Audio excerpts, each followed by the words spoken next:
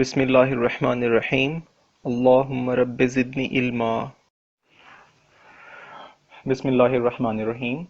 Assalamu alaikum. Welcome dear students in the subject of Internet Architecture and Protocols.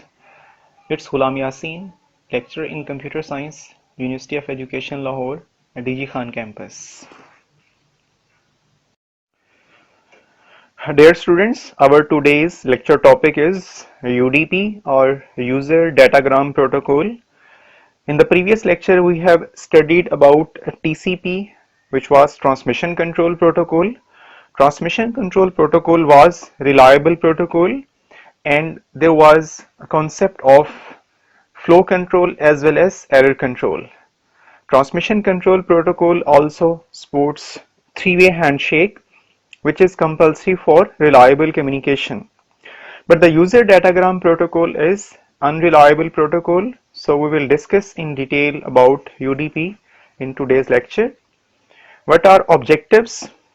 Upon completion, you will be able to explain process to process communication, know the format of a UDP user datagram, be able to calculate a UDP checksum, understand the operation of UDP, know when it is appropriate to use UDP, and understand the modules in a UDP package. Position of UDP in the TCP IP protocol stack. Dear students, in this slide we will see different protocols which are deployed on different layers of OSI reference model. So you can see physical and data link layer, which deploys underlying LAN or WAN technology. On network layer, there are different protocols.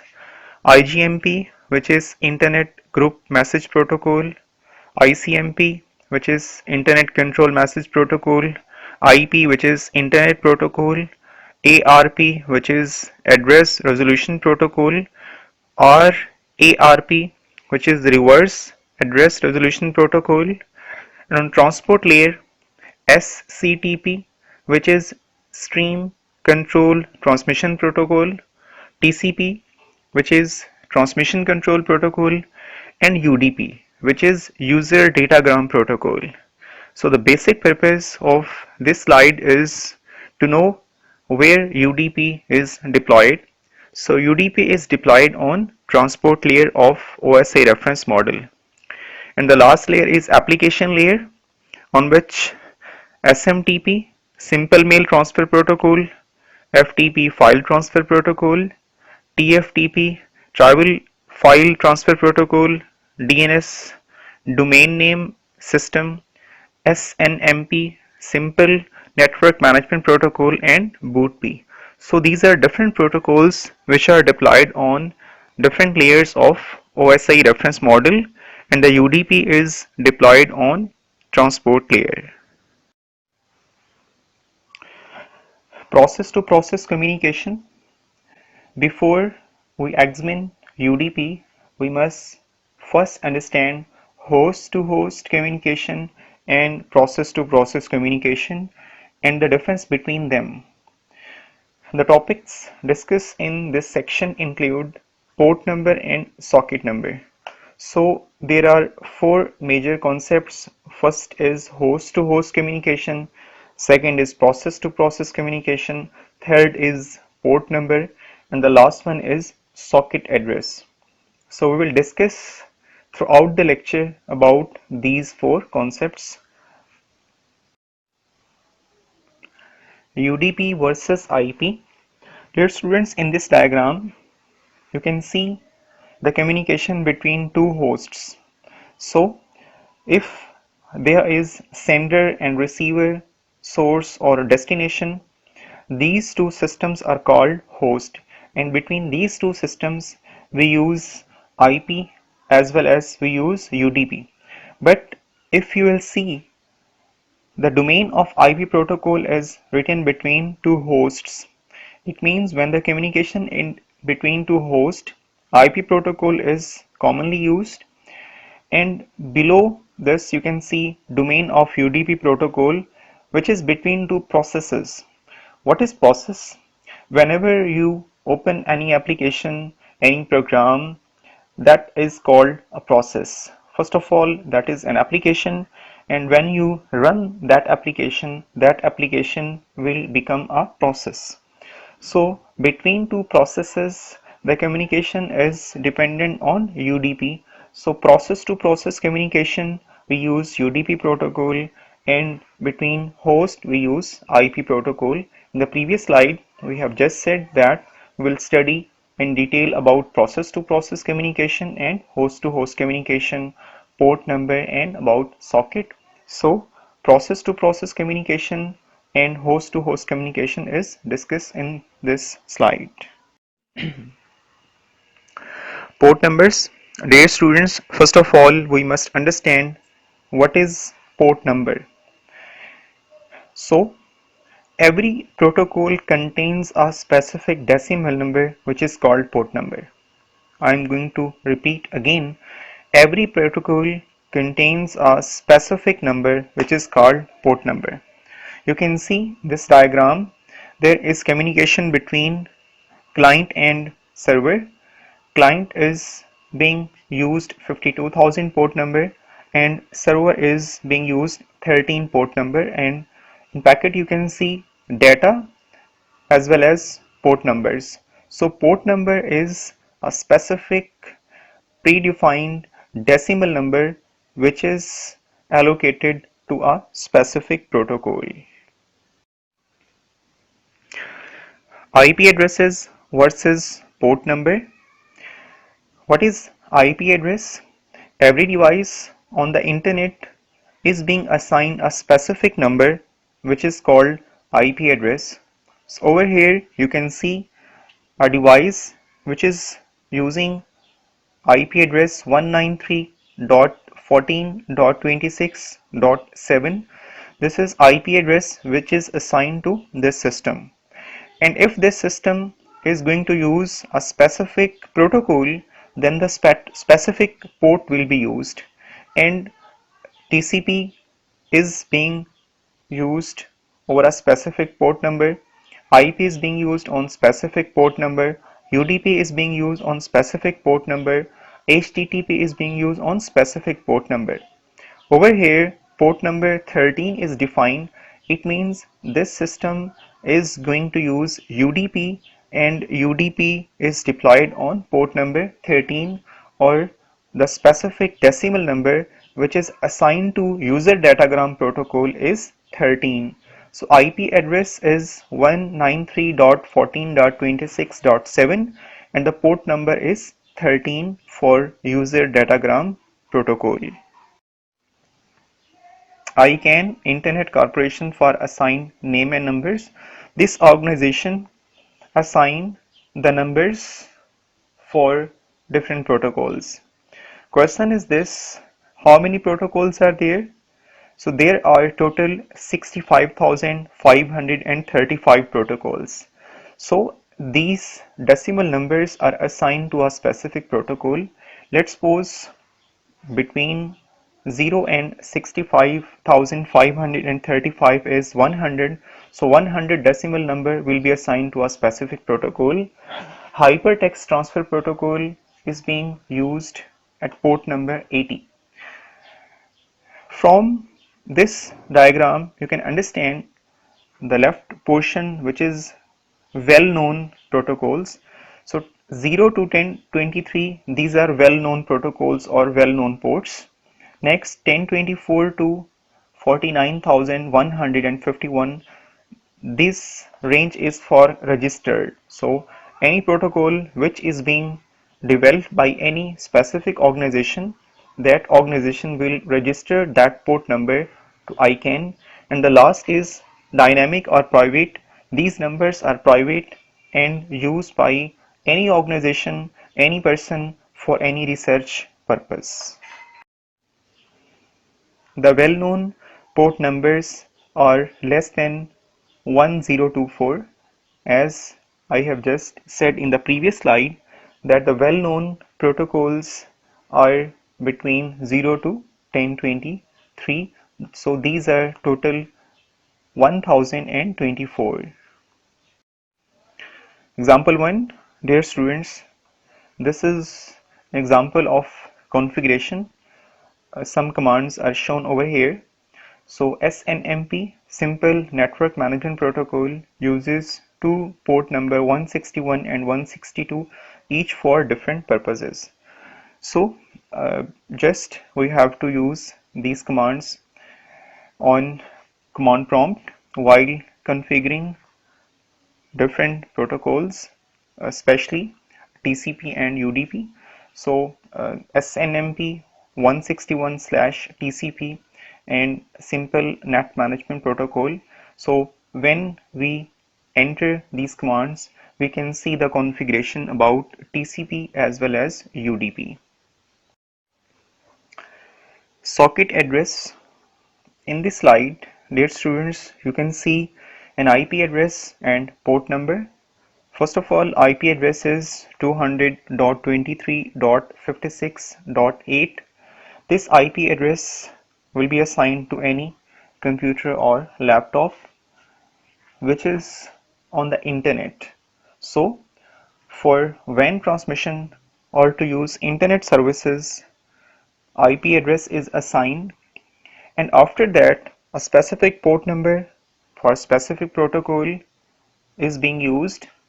So protocol is UDP and the port number is 69.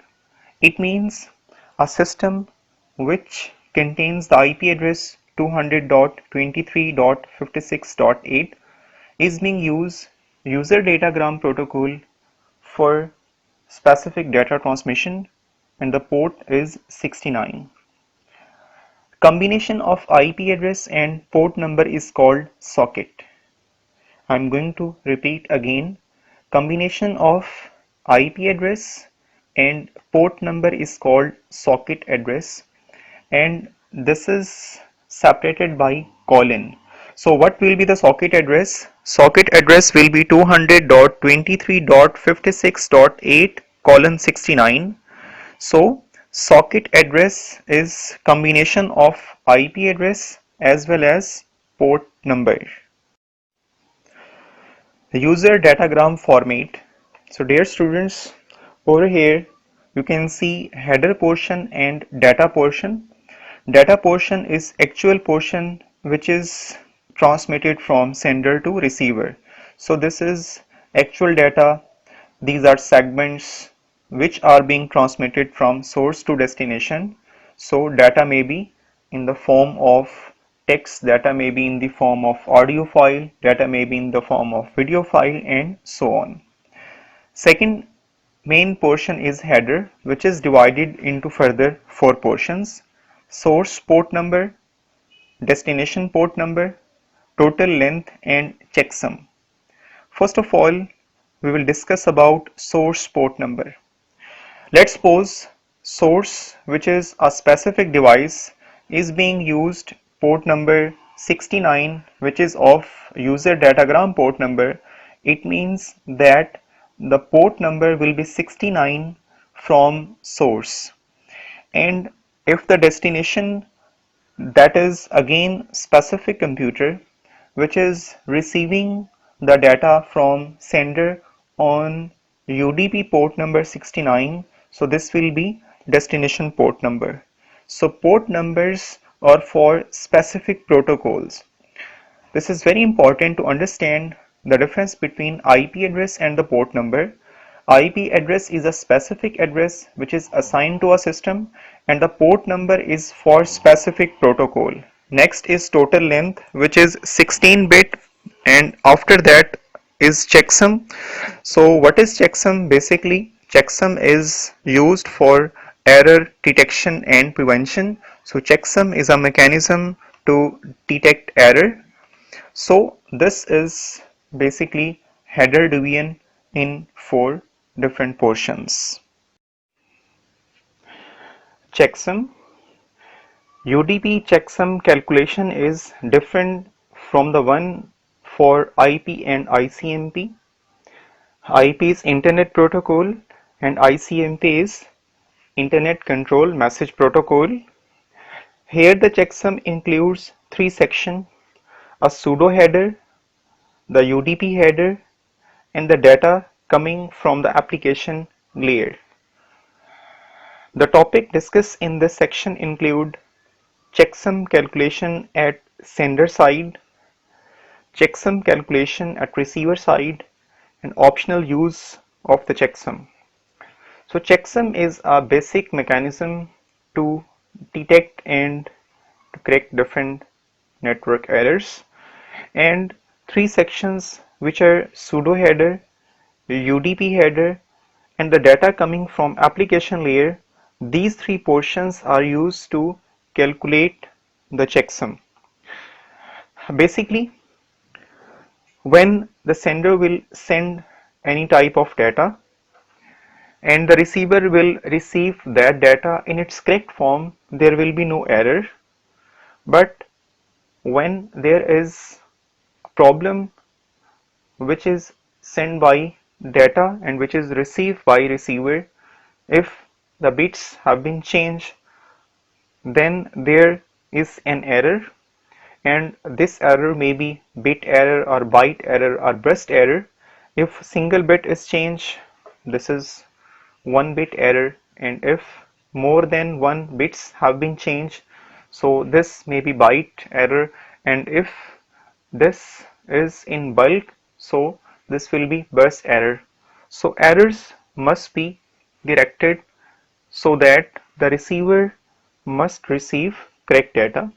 So checksum is a mechanism for this issue, and in next slides we will discuss in detail about the method how which the checksum is calculated. Pseudo header for checksum calculation.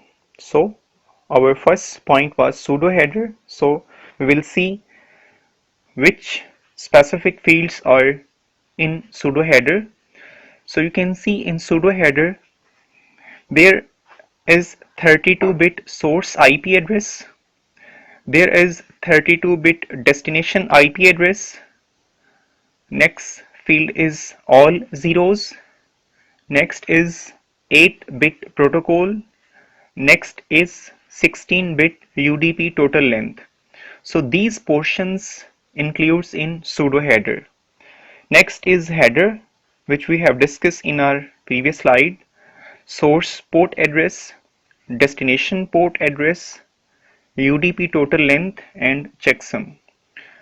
So our main discussion is about pseudo header, which is again dependent upon source IP address, destination IP address, next three fields all zeros, 8-bit protocol, and 16-bit UDP total length. And the last is data. Padding must be added to make the data in a multiple of 16 bits. What is the concept of padding? If the minimum length of data is not fulfilled, then the extra bits are attached, which is called padding. Let's suppose if the length of packet is 48 bits, but the length is not being completed 48 bits, this is just 46 bits, so 2 bits will be added. So these 2 bits are called bit stuffing, and this concept is called padding. So dear students, in the previous slide we have seen the concept of pseudo header and header. In this slide we will put different values to calculate checksum. So over here 153.18.8.105 is source IP address, 171.2.14.10 is destination IP address, next all zeros, next 8-bit protocol which is 17, next 16-bit UDP total length which is 15, next source port address which is 1087, destination port address which is 13, UDP port length which is 15, and next is all zeros. And T TESTING, all zeros. These are examples of data TESTING, and after that all zeros, this is for padding. On the right side you can see the conversion of decimal into binary. So 153.18 is converted into binary form, 8.105 is converted into binary form, and so on. So all the fields of this header will be converted into binary form, and we will calculate the sum of these values. When the sum is calculated, you can see the sum of all these values is 100 10 110 and 111 01011. So what will be the checksum? The reverse of the sum will be the checksum. So the checksum is 011 01 001 and 000 10100. UDP operation. UDP uses concepts common to the transport layer, as we have discussed that UDP is deployed on transport layer. These concepts will be discussed here briefly and then expanded in the next chapter on the TCP protocol, although we have discussed TCP protocol before UDP. So the topics which are important about UDP operations or the characteristics of UDP is connectionless service. So UDP offers connectionless service, flow and error control, encapsulation and decapsulation, queuing, multiplexing and demultiplexing. So these are different features which are provided by UDP, or these are different operations which are provided by UDP. So in today's lecture, we have completed the concept of UDP, and we have seen about process to process communication, about UDP user datagram, about UDP checksum, about the operation of UDP, and how UDP works, which port number is assigned to UDP, and on which layer of OSI reference model UDP is deployed. So dear students, thank you very much for your concentration, for your learning, for your passion. I hope best of luck for all of you always.